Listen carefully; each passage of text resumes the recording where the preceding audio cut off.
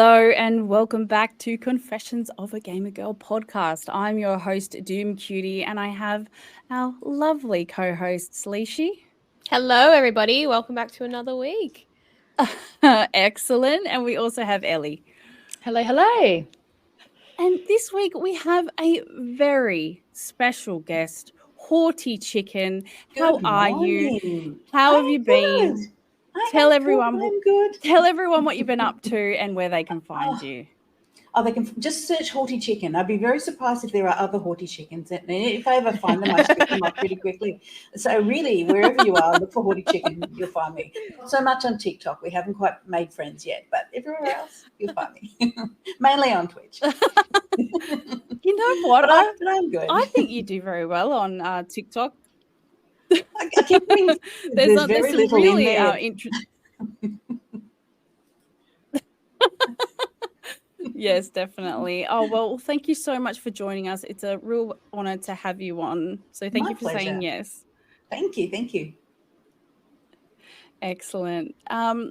This week is a different kind of week. You will notice that I'm actually not in my setup. I'm not even at home. I'm about 3 hours away from my home. I'm actually at the Hen House recording studios in Perth. And the reason for that is because I am attending the Pixel Expo as part of the Well Played team. As part of their media team. So it'll be a really interesting experience to go there after the podcast, and I think Haughty Chicken will be joining me. I'll be there. As soon as we finish, we're heading into the city. And by the way, I love the fact that that's called the Hen House. How perfect. It's very fitting. It really is. Actually, you know what? I didn't make that link into right now, so thank you for that. $5 for every chicken hen house coop joke because of my name. You know, people say, "Oh God, that name." I have FOMO. I wish we were in Perth, Ellie. We got to go. I know. One day. That's okay. We'll have plenty of time to hang out at PAX. I don't know. Do we tell them? I don't know. Maybe we'll save it for later. We'll stay tuned. Okay? Stay tuned for PAX news. Haughty Chicken, I do have to ask, where did your name come from? So when I was thinking about using social media for the first time a few years ago, not too long ago, I wanted a name that wasn't my own personal name. I like to separate, gaming and content, what have you. And I was looking at avatars and different pictures, and I couldn't think of a name. And I saw this image of a chicken with a monocle, and he was in a suit, and he looked amazing. And I actually thought he looks pretty, haughty. So it's not a common word, but I knew the word. And I thought he's a very haughty chicken. And I thought that is such an opposite sort of. I'm anything but haughty. I'm such a chill sort of person. And I thought I'm going to call my name, my Twitter account, Haughty Chicken. And I don't know what I was going to use it for, but I put it aside and I thought that'd be great. And then the pandemic hit, and a friend of mine said, "You should stream." And I said, "Oh, no, that's never going to happen." And then I thought, wait a minute, I'll just try it. And I thought, what am I going to call myself over there? And so I thought, I'll try Haughty Chicken. People will either really love it or they'll just think it's silly. And people really love it. So that's pretty much how it is. I couldn't use the image of the chicken because it was, someone's artwork. But the name I used, because I made it up. So good. And it's honestly just a trademark for you. Like, we know who you are from that name. Yeah. It's amazing. Yeah. And I didn't put my bow on this morning. I'm a bit lax. But, yeah, usually it's either Haughty Chicken or the bow that I wear when I stream. Yeah. I didn't even know haughty was a real word, to be honest. I thought it was like a play on the word naughty. And I was like, oh, Haughty Chicken. That does slip into conversations, and I just say that's the After Dark chicken. That's a whole other chat. Oh, wow. But anyway, he's talking. We're getting some confessions already. We're not even 10 minutes in. Not even 5 days. But yeah, look, the brand has been a good one, and it sort of stemmed from that. And I gave a lot of thought, which is probably a whole other conversation, about what my brand would look like and whether I'd keep it clean and so on and so on. So haughty is rather innocuous, really, and most people don't really know that it's a word, but when they realise what it is and then they think of me, they just think, that's complete opposite to her, which is good. That's good. Oh, well, I do love, well, myself being Doomcutie, I do love an opposing words next to each other. So yeah, a lot of people ask me where my name came from, and I wanted something like that as well. I wanted something that people, it was actually I started with my gamer tag, and then because I didn't want to use my real name on my like in all my like gaming accounts, just when playing. So yeah, I came up. So Doom was the first game that I played, and I just I wondered if that rolled was with it. why. Yeah. So Doom was the first game I played, and I put cutie because I was like, I don't know, I've never considered myself particularly. You're a cutie. You are a cutie. Oh, Yeah, like, adorable. but, Yeah, okay. cutie. Stop. Stop. All right, moving on. So you mentioned that you started streaming in the pandemic. Yes. Is that right? Yeah. So how did that come about? And was that like the first time that you ever thought about doing goodness, something yes. like that? Oh yeah, or? look, for me, streaming, I knew of streaming. I don't think you can be a gamer of any age or whatever path you're in terms of gaming, to not know what streaming was. But I always thought streaming was very much Fortnite, Ninja, Asmongold. It was very much a boys' club and sort of an age bracket and a particular game genre.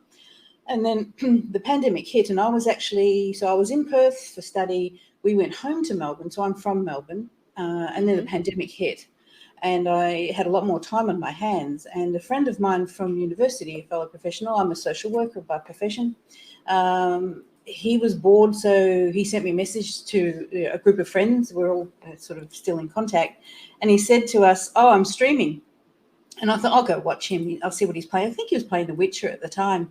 So I went to his chat to support him. He's a lovely fellow, lovely family man. And that's when he said, "Why aren't you streaming?" And I said, "Oh, no, hell will freeze over. No one wants to see me on Twitch." And then I thought, I'm going to go and see if there's anyone my age that is streaming. And I couldn't find, I found lovely people of all ages now, but at the time I couldn't find anyone. And I couldn't find anyone in the World of Warcraft genre, which is my favorite game.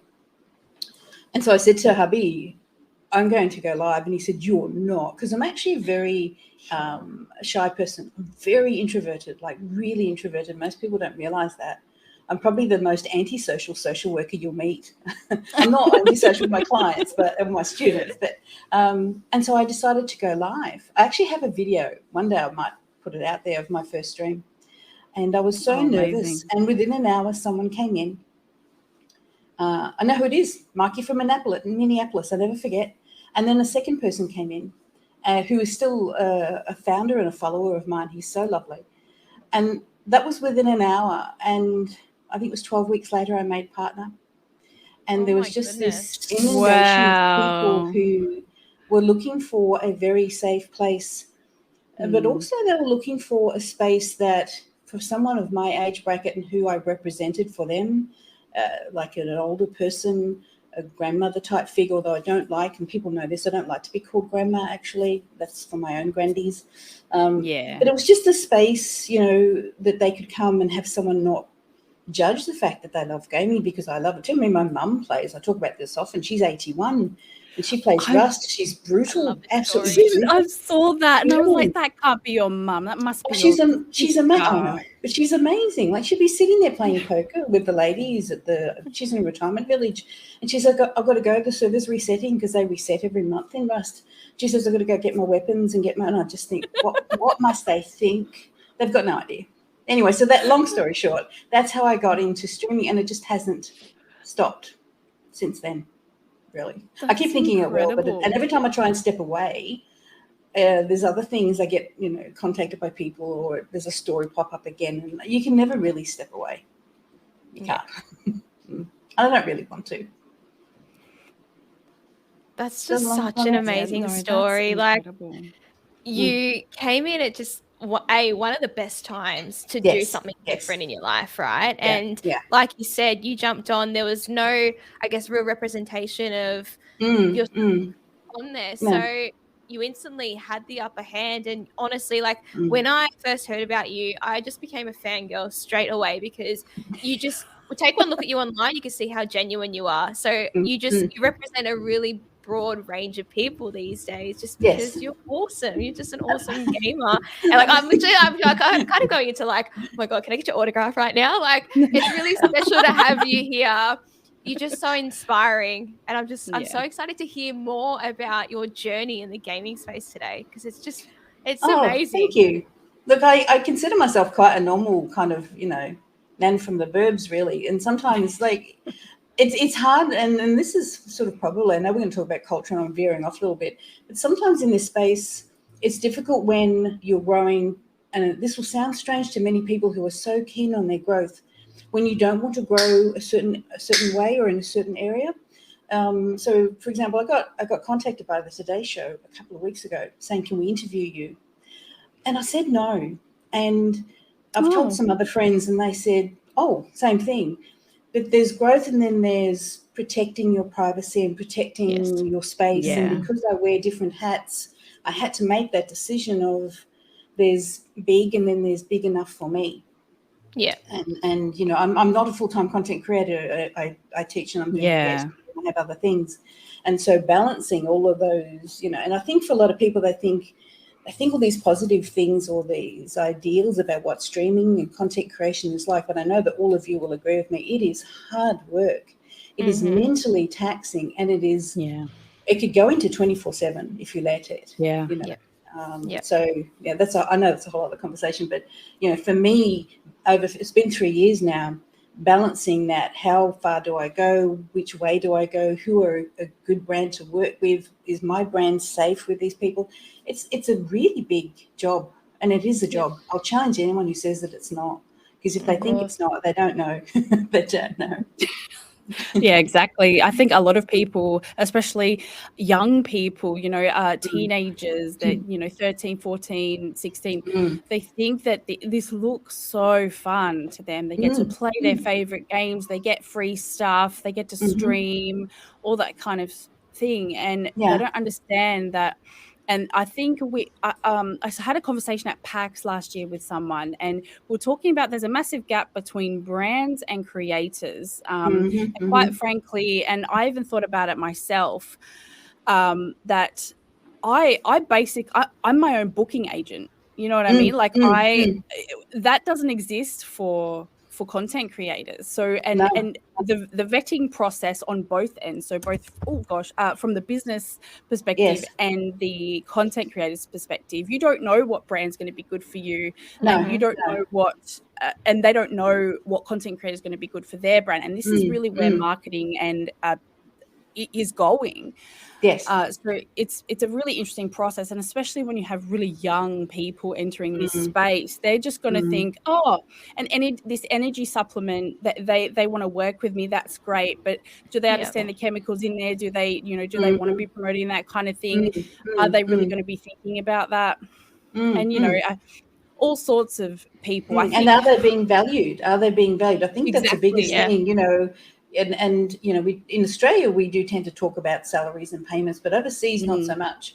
And I think if content creators were aware of how little they are being paid, how little they are being valued, I'm very fortunate in that I'm now in a position where I know my worth, because I know my impressions and all that sort of thing. And you need to understand that too as a growing content creator, and it is a business. You need to know what your impressions are worth and what your brand is worth, because people will take advantage of that straight away. Totally. So I do feel, and I don't have a manager. I'm my own manager, and hubby, and I'm pointing over exactly. She's beside me. It's really hard. You wear a lot of hats. Because, how much do you want to be paid? And you think, oh God, I don't know. Well, now I know. I've worked it out. But if you're new, it's hard. It really, and you obviously have to make a good impression with those companies, because if you do want to work with them, you obviously have to put your best foot forward, and it can be quite intimidating when discussing money, because it is quite a taboo topic. But everyone obviously deserves to be reimbursed for their efforts and their worth. So it's really fantastic that you have such a strong sense of self, that you are able to have that consciousness to say, is it going to be good for me? And here's my limit. And you can say no. You can say no to brands. I've said no to a few things because it simply doesn't sit with me, and saying no to promotion because it doesn't sit with me at this point of time, you know. So, but try not to burn bridges. I will say that. I mean, I've said to people at PAX and other places, I'm hoping to be in Melbourne next year. Don't forget me. I am planning to be there next year.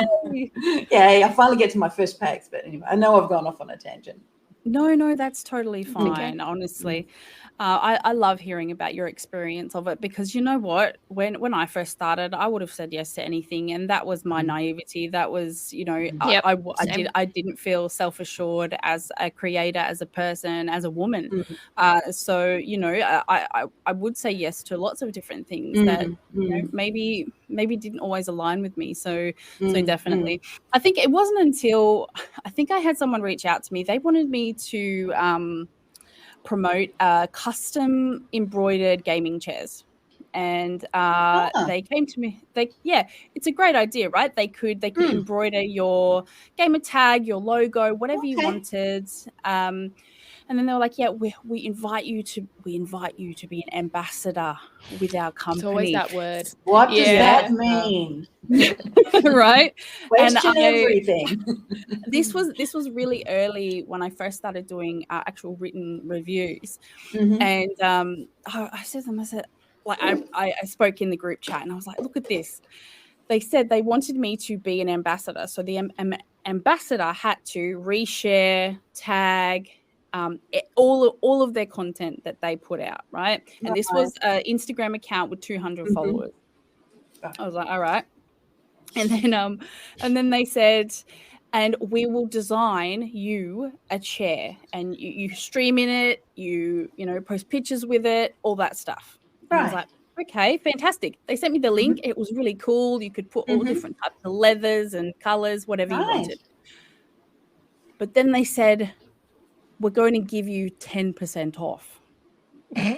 Not even cheeky. Cheeky. And I was said, waiting for that other boot to drop. Is that the shoot of whatever, you know the saying? 10% off a $1,400 gaming chair. Oh my goodness. Wow. I have a gaming chair story. But I'm not. I have a gaming chair story. So that was the first time I said no. I did counter offer them.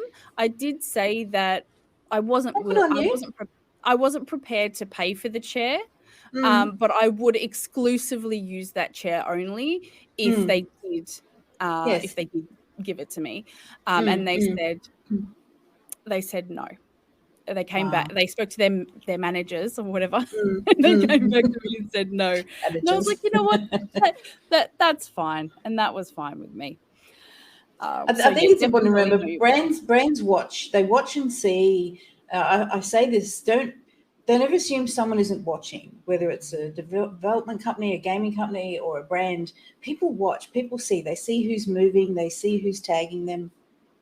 And I remember early on, I was trying to get the attention of another chair brand, and because I had some back surgery not that long ago during the pandemic, and so I was looking for a really comfy chair. So I was trying to get the attention, subtle, not subtle, tagging companies as I do sometimes. And within 2 minutes of putting this particular tweet out with my very old chair and how bad it looked, I even had hubby's work socks on the arm because it was broken. You know, this is when I first started. Work with what you've got. I always know that. Absolutely. Work with what you've got. So I had thick woolly socks on my arms because they were broken. Anyway, so I put this tweet out, subtle, not subtle, with my old chair and tagging this other company. And within 2 minutes, I'm going to lean over if you can see this wonderful company. Slid into my DMs and said, "We got you covered." Boom! I have my chair. You know, so amazing. Never, and then we have the best relationship. I've just got to say. You never know who's watching you as a content creator. You never know who picks up on what you offer as a brand and as a person. Never assume. I didn't know that Blizzard were in my streams, for example, being a WoW player. I didn't know they were watching. I didn't know, you know, there were, and even AMD. I wasn't even a partner yet, and AMD from California sent me a message and said, "Can we have a Zoom meeting? We love what you do." Now I'm sponsored by them, and that wasn't even there's not even 3 months. So always be aware that someone can see what you're doing. I see many growing streamers, and I prefer that phrase to small streamers. I think that no one's seeing them or no one's watching. And I always say, just wait. Just keep doing what you're doing. Yep. And just wait. Absolutely. Back yourself and believe.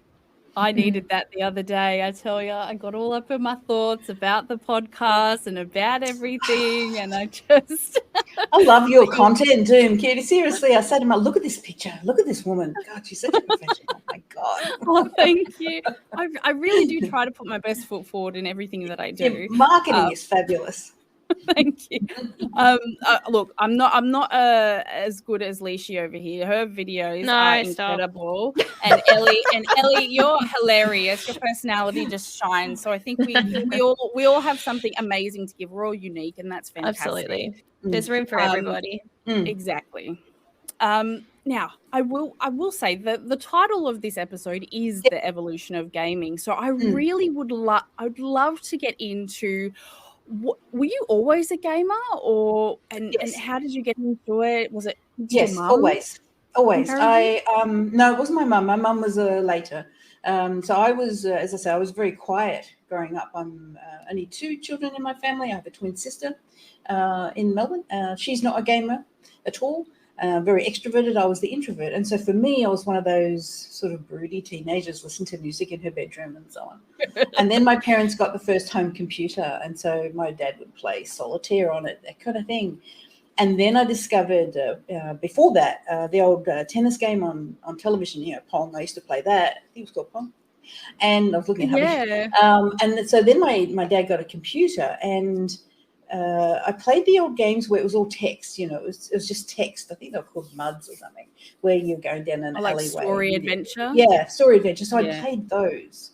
And then by the time I bought my own computer in my 20s, that's when I discovered, so I had old games, and, you had them on the old floppy disks. And then the smaller discs, And so we had plastic containers everywhere around our home growing up with all the discs in them. And the family had a communal Atari box. I kid you not. So I was the oldest of all the. I think there's 29 grandchildren. I'm the oldest, and there was this cardboard box full of an Atari system with all the games. I wish I had it now. And we'd go around all the cousins when everyone was feeling like. So we all collectively enjoyed games. But then when I had my very first computer, I managed to save one up after I started working, and I discovered SimCity. So I discovered simulation games, and that was my absolute love. I'd leave it on all night to get up and see if my city had grown and all that kind of thing. It was the place that I could just be creative and enjoy games. And so I played a lot of games, adventure games, Prince of Persia, and I also played console. So we had a console. Every new console that came out, I would save for it I had children at that stage. They would have chores that they'd need to do to earn their games. So every console that came out, I would save for. And so we've had Xboxes and Nintendo and Super Nintendo and all of those. So gaming's always been around. But then I discovered World of Warcraft. And my son was downstairs when his parents were dropping them off. He'd arranged to have an afternoon with his friends downstairs, and all these monitors and towers were coming in. They're having their own little LAN party in there. They're like 15, 16 years old or something. My son's in his late 30s now. And I went in. I said, "What you all doing in here?" I was feeding and giving them drinks. Lovely young people they were. They still are. And they were playing WoW. And I said, "Let me see this. Get off. Let me see it." My turn.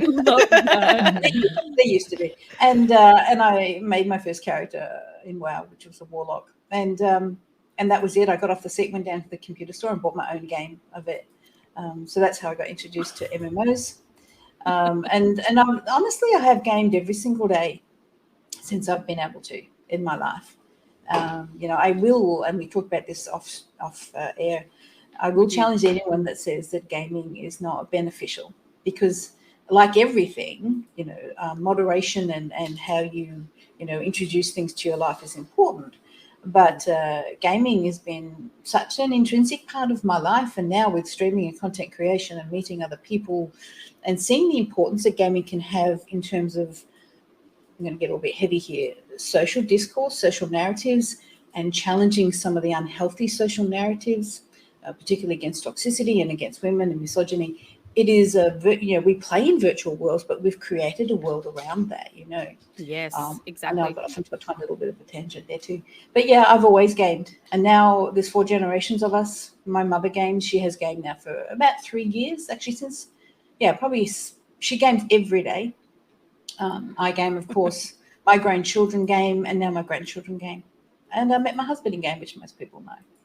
So. It's amazing that so many generations in your family that are coming together over gaming. That is so special. And we can all talk the same kind of language. Like whenever there's a live, QuakeCon, or whenever there's, E3 or whatever's live, I remember BlizzCon online was a couple of years ago, and I was part of the introduction. They played me on the introduction at BlizzCon, which was huge, and I didn't know.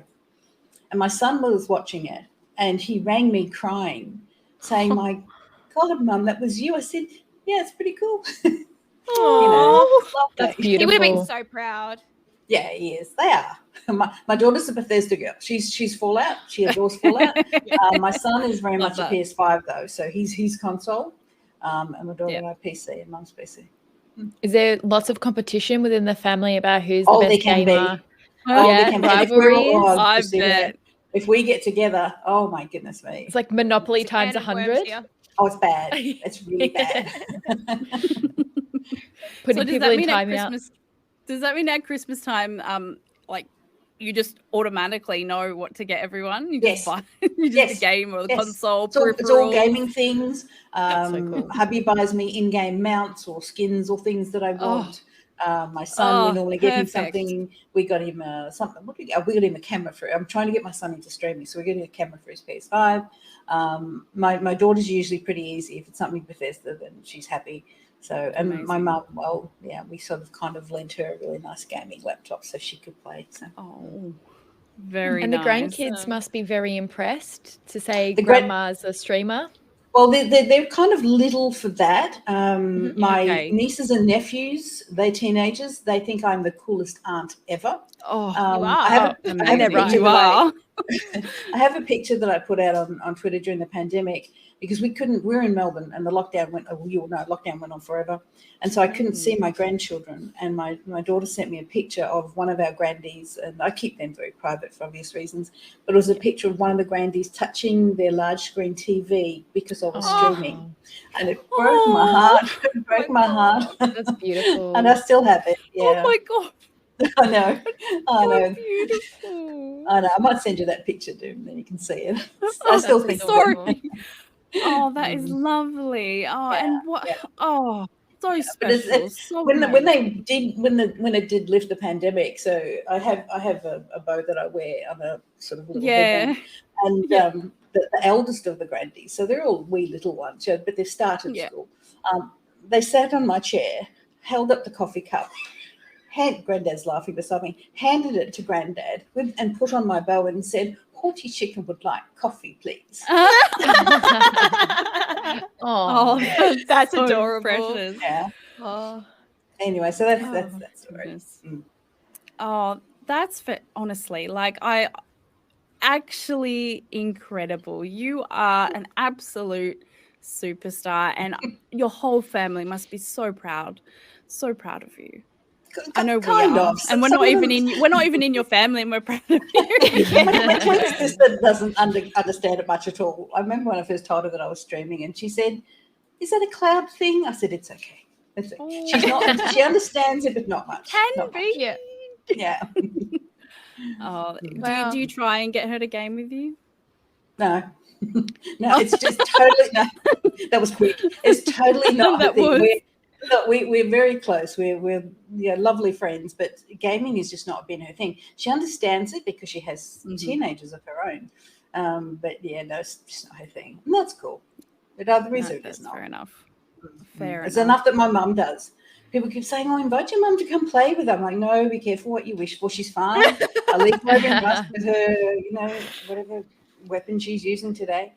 That's great. She's hot. She likes that game. She's hyperfixation. That's the thing. She's happy. I mean, I tend to switch a bit in games. I'm trying Paleo now, and I'm very much sport. But Ellie, have you put in for Paleo? No, I haven't actually. Maybe I should. I did the other day. Have you? Look, they've got a few little server issues right now because they're still testing their, beta. But it'll get better. So many people are wanting to play it. I think they had 160,000 applications for beta access. Yeah, I only got mine overnight last night. Yeah, you did? You got invited? Yeah, Liessy's I did. got Yeah, hers. I applied for it a few weeks ago, and I only just got it last night. So I'm excited to jump on. It's a chill little game, but I've not streamed it yet, and I'm kind of holding off a tiny little bit. I'm making wait till they stabilize a little bit, maybe. Yeah, just a little bit. There's nothing worse than being on a stream and then, because of server issues that are beyond and expected during this time. Because otherwise people will immediately write it off, and that's not fair. And they're such a small team. I think they're doing amazing. But I tend to play, sort of different games. I'm exploring I'm looking forward to Starfield. I'm looking forward to that. Oh, really? I love Bethesda games. So I reached out to Bethesda. There's another hint. Reach out. Don't be be bold. Absolutely. If you want something, be bold. So that'll be good. That's only next month. Yes, it is. Very soon. Gosh, time flies. I don't know if you know, we had Kim from the Bethesda ANZ team on the other week. She's great to chat to. The Bethesda team is fantastic. If you are interested in Starfield and you do want to create some content, definitely reach out to them because they're fantastic. They're very kind. Yeah, they are. And they're very generous as well, which is amazing, for sure. So, okay. So what has been like the biggest jump in technology? Because I can imagine, so you've gone from playing these like, MS-DOS, like text-driven games. 40 plus years. To now, we have VR, we have cloud gaming, you can take gaming anywhere in the world. Yes. How does that feel? Look, to be honest, when I look at some of the Unreal Engines, and I follow quite a few developers and they will share what they're working on, and I look at it and I know for a lot of people entering gaming now, that's their norm. But when you look back at the pixelated games we played years ago and we're so excited to play SimCity, for example, or even early WoW. Now, WoW hasn't really changed its graphics much, and I think that's a comfort thing for a lot of people. I'm more than happy with the graphics. I love that game. But when I look at some of the games that are out now or coming now, and you just think, my goodness, I could never have imagined that they are what they are. They are stunningly beautiful. And I think we're very spoiled, and I can only imagine what will look like in 10 years. But just the environments, when we talk about the importance of gaming for self-care and for relaxation and entertainment and connection with people, when the worlds that just get more and more beautiful and the imagery is so lifelike, to me I would never have expected it. Having looked across a life of gaming, and 40 plus years is a lot. I'm excited to be playing a game now. I'm excited to be playing games, and I'll play until I drop.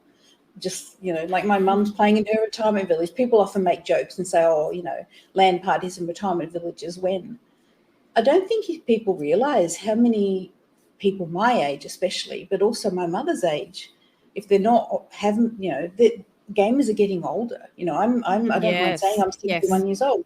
And I will continue to game. My mother adores gaming.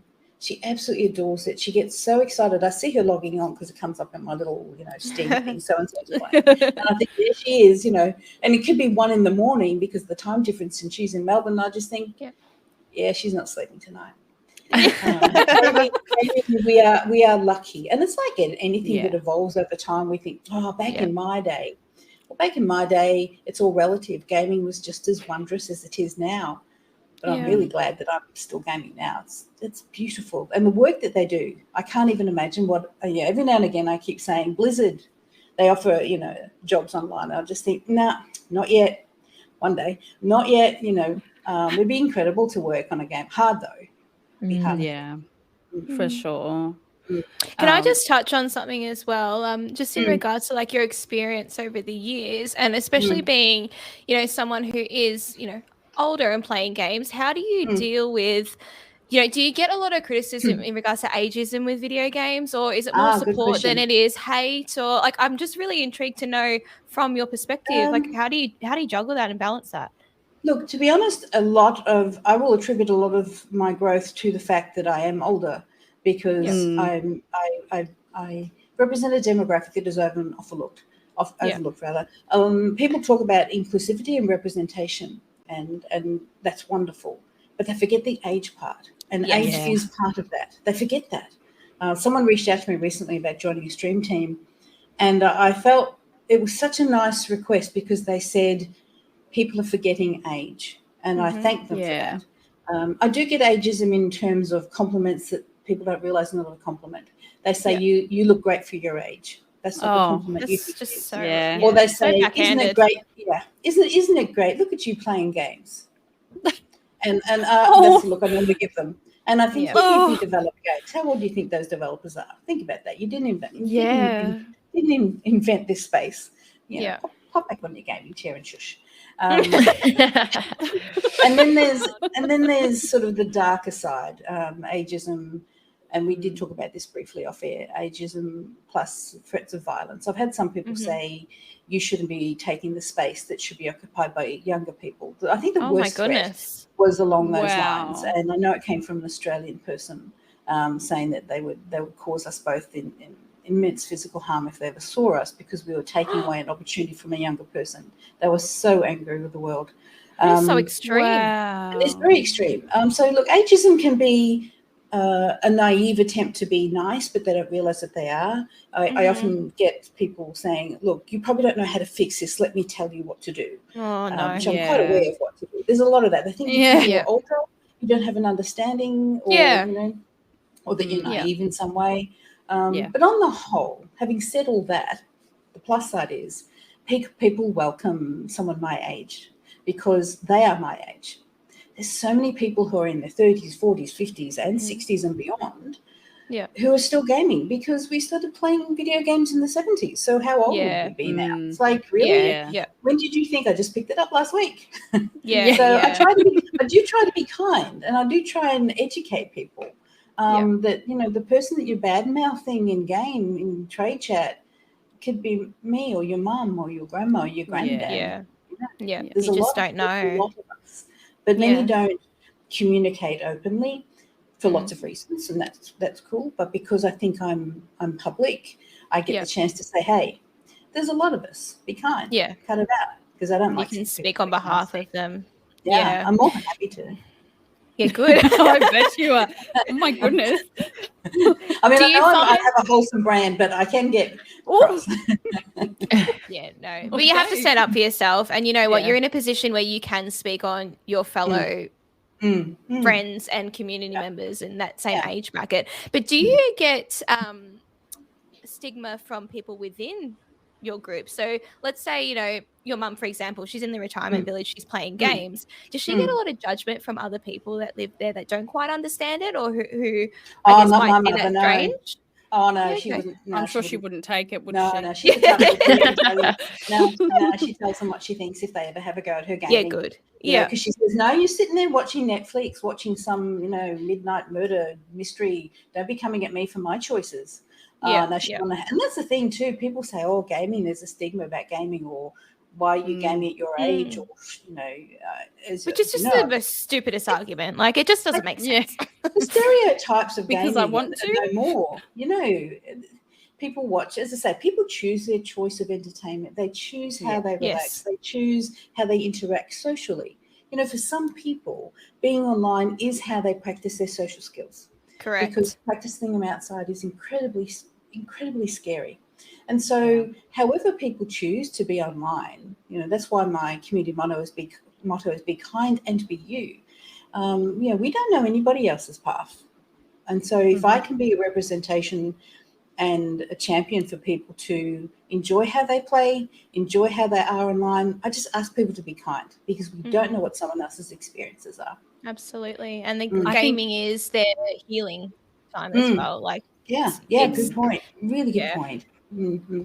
I think the anonymity in these gaming spaces can be either really healing, or it can be an opportunity for people to be really cruel, and because of their own internal pain, which is unfortunate. But I'm glad that by the sounds of it, you found a community that is perfect for you, and they really, it's a good one. love you. It's a good one. I get a lot of private messages from people who, for example, they may be trans or non-binary, or still exploring their own gender or their own place in life, and they have been excluded from their own families for various reasons, and so they too are trying to heal as they find who they are in the world. And so they will send me messages saying, thank you for giving me a space from an older person who accepts me. And that really, really touches me more than anything else, that someone can find a space to just be who they are. I just want them to be enjoying games, be kind to each other, be kind to my community. And so I have people, I thought when I started streaming that I'd be a beacon for older streamers or older gamers, and that we'd have this little, virtual almost retirement village online. No, I have my community. I don't know their ages. I can't work out how many people I have in different age groups, and we don't talk about age. I don't mind saying how old I am, but I don't ask them. But I actually don't. I do have some older gamers, and obviously they reach out and say, "Hey, thanks for being part of the team and representing us." But on the whole, no. I have so many people from different ages. I'm going to guess around sort of the 20 to 40 mark. Yeah. Which, it shouldn't really matter at the end of the day, right? Like, we're all here with the same interests, the same passions. Like, it does not matter how old you are, but you do need to acknowledge that there are people in this space who are older and who are being left out of things. So it's an awkward balance.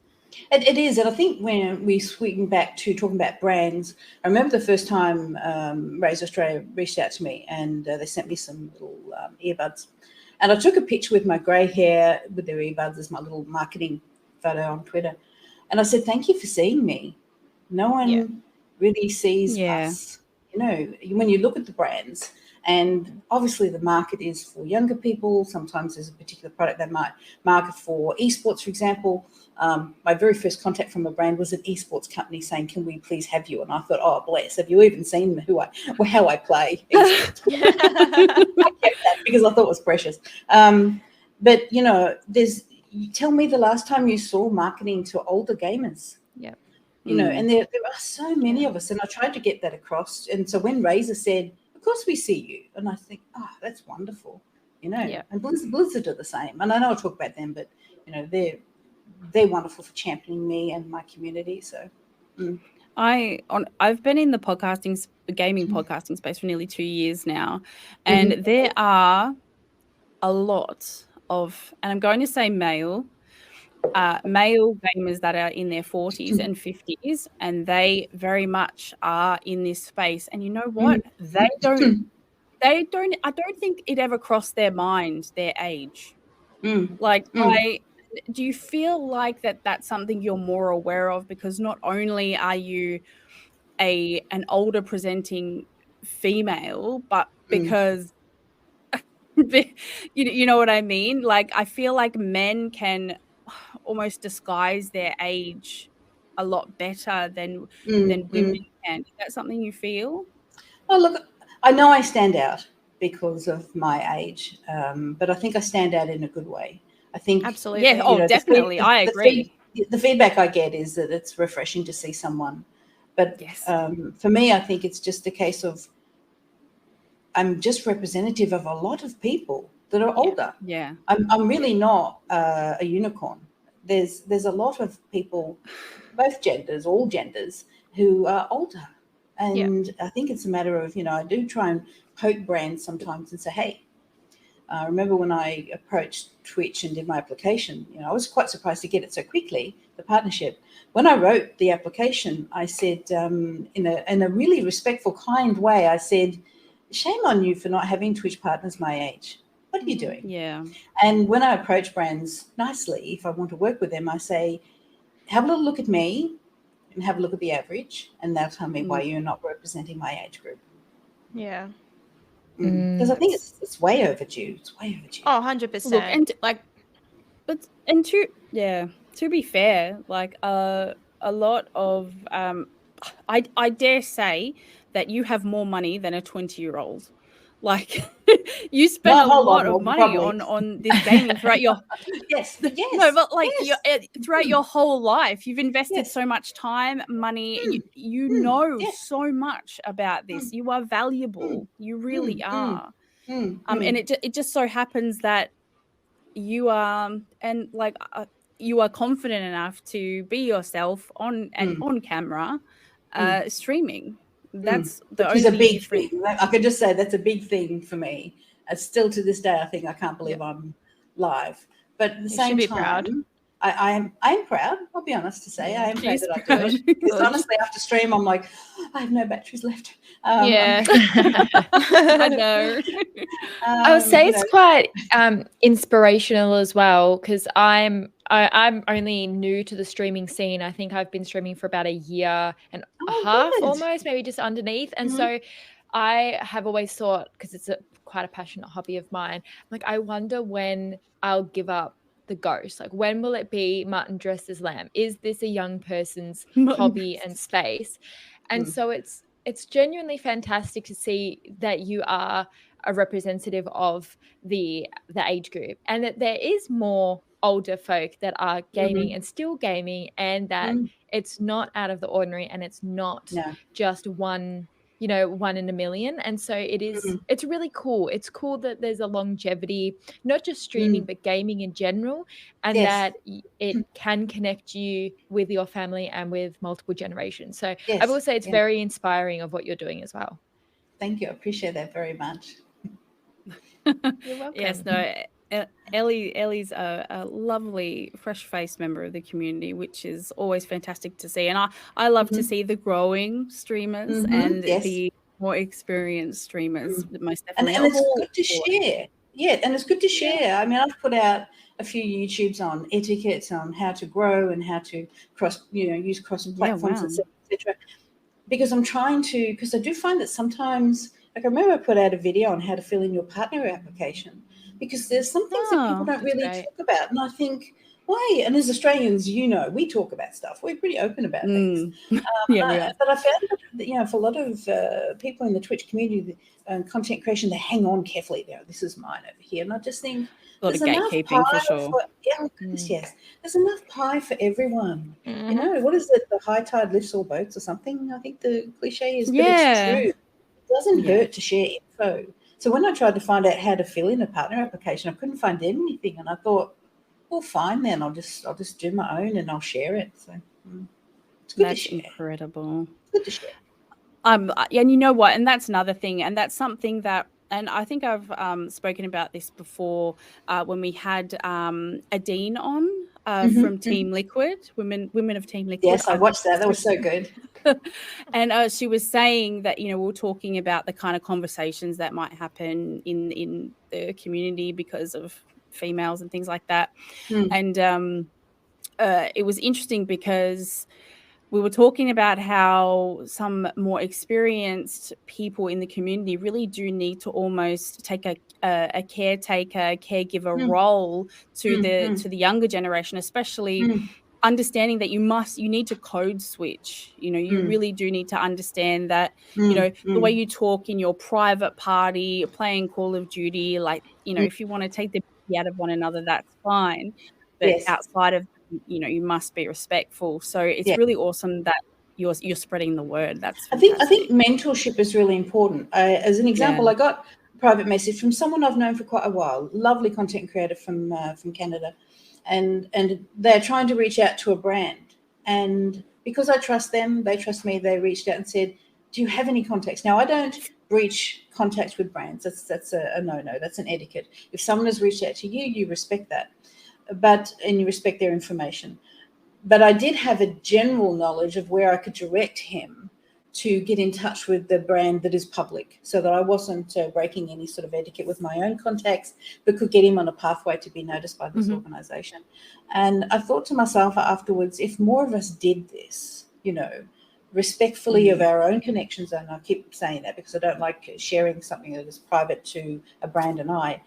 But it's not going to hurt you to help mentor someone else. It's not going to hurt you to say, hey, great stream, but you didn't connect. I really, I was talking and you weren't answering me, or just to give some feedback, because new streamers are so excited. New growing streamers really want to build, but sometimes you can see their barriers and their roadblocks. So I'm all about mentorship. I'm a mentor in a few games, but in the gaming space, again, as Aussies, I think we lean a little bit more to being a little bit open, a bit more transparent than some folks.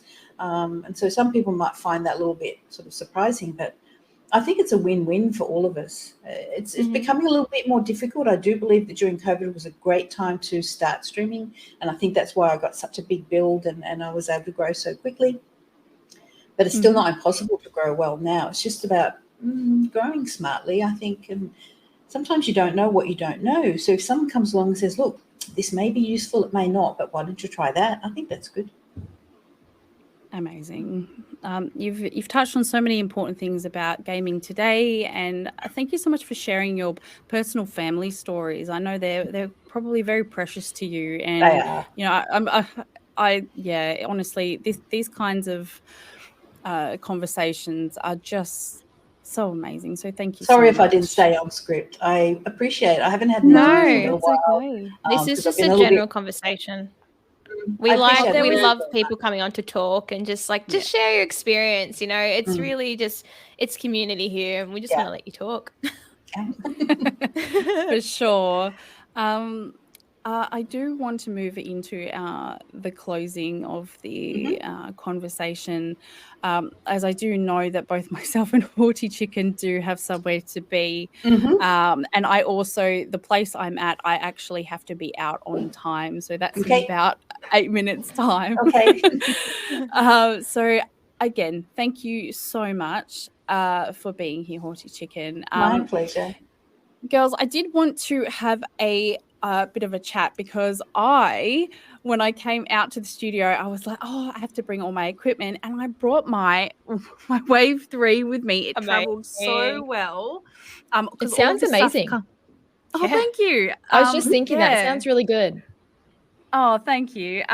So I really enjoy the Wave 3. It's really light and perfect for travel. So definitely, if you're on the go, or even if you're first starting, this is actually a really affordable microphone from the Elgato range.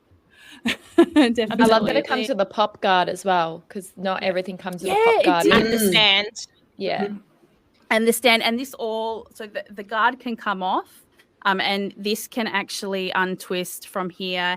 And if you want to attach it to an arm, if you're stationary, if you're not, if you want it on a different angle, it's really easy to do that for sure. Ellie, how are you going with all of your Elgato match?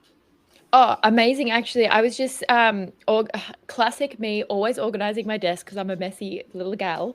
But I really like the arm with the wave arm, because it hides the chords. It hides the chords within the mechanics. And my last mic arm, I had to twist it around. And although it looked fine, I was always catching on the chords and things. So the fact that when I was setting it up, I was like, what's this hole for? Blew my mind that I could stick my cord in. And now it's all nice and neat. And so I don't have to bother with that. Less likely to get damaged as well. Yeah, exactly. I just have to bother with all my little toys I've got hanging out. Yeah, exactly. Lara Croft and all my crochet bits and bobs I've got on my desk. I'm a messy gal. Yeah. But yeah. No, I love how the arms have the integrated cable management. It's really awesome, and it's all magnetic. It's really high quality. It's like it's metal. It's not plastic. It's quite a I think it must be like powder coated, even steel. I think, and I think it's magnetic. Like you can attach magnets to it, so it's not just it's not just the typical run of the mill one, which is really awesome. Totally. Yeah. Yeah. No, we love Elgato. Thank you, Elgato. Thank you, Elgato. Talk to Elgato, it seems. You've got cable management. Hello. Yes, we all love cable management. That's like, that is the top tier thing that all, tech people need is cable management, because that's the messiest thing, and it's a fire hazard. Oh, It is a fire hazard. I was thinking that the other day, because I did a massive restructure, vamp of my space, and your space looks I was beautiful. I saw that. thank My you. God, it's so pretty. It's so good. Thank you. And yeah, so I definitely the cable management, makes it, it's really important, especially when you're rearranging. So, but yeah, I think everyone struggles with it. Again, thank you so much for being here, Haughty Chicken. My pleasure. Where can everyone find you? Just search Haughty Chicken this week. Pretty much the only one. Are you going to be streaming this week? I will be streaming. I'll probably stream this weekend. It was going to be Palea, but I might wait a little bit till that settles a tiny little bit. So it'll probably be World of Warcraft this weekend because it's the starting of the month. So the trading post is open. Amazing. So that's pretty much it. Incredible. We will definitely be in the streams. Yeah, for sure. Liessshy, what are you up to this week? This week, I actually went back to work in my real life job, so nothing fun. But I am going to be trying out Palea because I did get my closed beta access. Lovely, and amazing. I will be working on content because I too also did just sign as an Elgato partner myself with my own content. Congratulations! So thank you. Lots of stuff coming. So I'll just be working in the back end this week, I think. Amazing. And Ellie, what are you up to this coming week? Oh, good question. I'm almost finished the battle pass on Fortnite, so I'm probably just going to be chipping away at that because I love a bit of Fortnite, and continue on with the Master's Pupil as well. That's the hand-painted game we discussed last week, which is, speaking of evolution of gaming, absolutely insane that there is a painting in a video game, but chipping through that one as well. Yeah, no, that game's amazing. It's all hand painted. I know that's like, oh, you hand draw things in games anyway, but this was actually hand painted and then imported into the game. Wow. And some of the details are 2 millimeters wide, so it's very, very. I need to play this. Yeah, Sydney's Pat Naeem smashed it. It was really cool. Fantastic, lovely Australian dev as well. Speaking of Australian devs, I hope to meet some today at Pixel Expo. That's what I'm going to be up to. I don't think I'll be streaming, but look out for my article on well-play.com.au talking all things Pixel Expo. Thanks so much to the chat. You've been awesome. Shout out to our amazing YouTube moderator, Control Alt Craft. She's incredible. And we will see you all next week. Bye, everyone. Bye.